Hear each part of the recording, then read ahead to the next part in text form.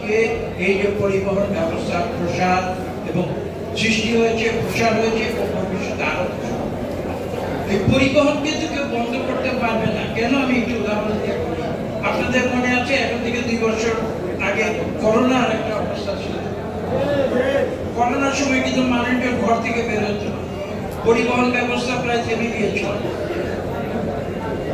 জুমের সৃষ্টি হয়েছিল, জুম দিয়ে মানুষ কথা বলতো, মিটিং করতো, সবকিছু করতো। কিন্তু দেখুন আজকে কি হয়েছে, জুম কিন্তু গাড়ি ঘোড়া বাস ট্রাক তার যে প্রয়োজন সেই প্রয়োজনীয়তা কিন্তু বন্ধ করতে পারে। ট্যাক্সি, সিএনজি, অটোরিকশা 2 বছর 4 বছর আগে করোনার আগে যত ছিল এখন তো ডাবল ছিল। তখন অনেকে মনে করেছিল 2 বছর যে আমরা ঘরে বসে সব কাজ করতে পারবো, আমাদের চলাফেরা করতে হবে না। কিন্তু এই তথ্য সঠিক হয়নি। তার করোনার পরে কিন্তু মানুষের চলাফেরা আরো অনেক বেড়ে গিয়েছে এবং মানুষের যেটা আমি বলেছি যে একজন আরেকজনের সামনাসামনি। আজকে এখানে আমি কেন এসেছি, এই যে আপনাদের সঙ্গে সামনাসামনি কথা বলবো। আমি যদি আজকে জুমের মাধ্যমে বলতাম আপনারাও কিন্তু আনন্দ পেতেন না, আমিও আনন্দ। কাজেই এইসব কারণে মানুষ একজনের সঙ্গে আরেকজনের যে সম্পর্ক, এটা একটা চিরন্তন বিষয় এবং এটাকে সফল করার জন্য, এটাকে সম্ভব করার জন্য কিন্তু এই কমিউনিকেশন সিস্টেম এবং এই যে পরিবহন, এই পরিবহন কিন্তু পৃথিবীতে মানুষকে অধীনে থাকে।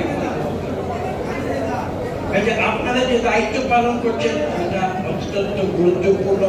বিশ্বের সমাজে, বিশ্ব সমাজে একটা অত্যন্ত গুরুত্বপূর্ণ দায়িত্ব পালন করছেন এবং যারা রাষ্ট্র চালায়, আমি মনে করি শুধু আপনাদের বুঝলে হবে না, যারা রাষ্ট্র পরিচালনা করেন তাদেরকেও আমি কথাগুলো বলছি যে এই যে একটা ব্যবস্থা, এই ব্যবস্থার গুরুত্ব সরকার যদি বুঝতে পারে তাহলে আপনাদের সকল রকমের সহযোগিতা সরকার দেবে।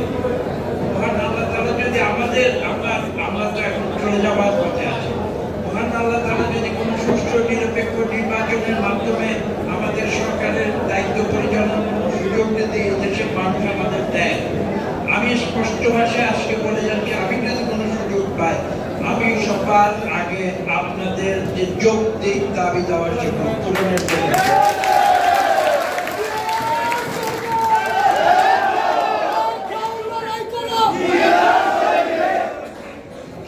কেন আমি যে শুধু গাড়ি চালক সেই কারণে, আমি গাড়ি চালকদের গুরুত্ব সেটা আমি বুঝতে পারি।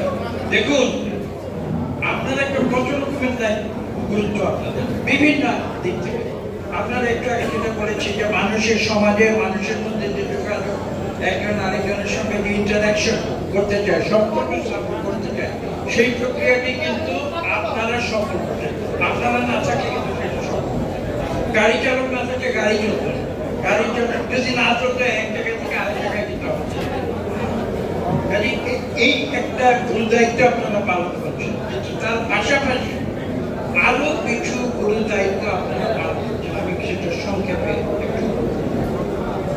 সমাজে যে কিছু বিশেষ বিশেষ অংশ রয়েছে, যেমন বৃদ্ধ, নারী, দৈহিকভাবে অসহায়, যারা পাবলিক ট্রান্সপোর্ট করেন, বাস, তারা কিন্তু বাস ব্যবহার করার ইচ্ছা থাকলে বাস ব্যবহার করতে পারবে না। তাদেরকে কিন্তু কষ্ট হলেও যদি অর্থনৈতিক সংগতি নাও থাকে তাহলেও কিন্তু হয় একটা সিএনজি চলতে হবে, যদি একান্ত না পারে একটা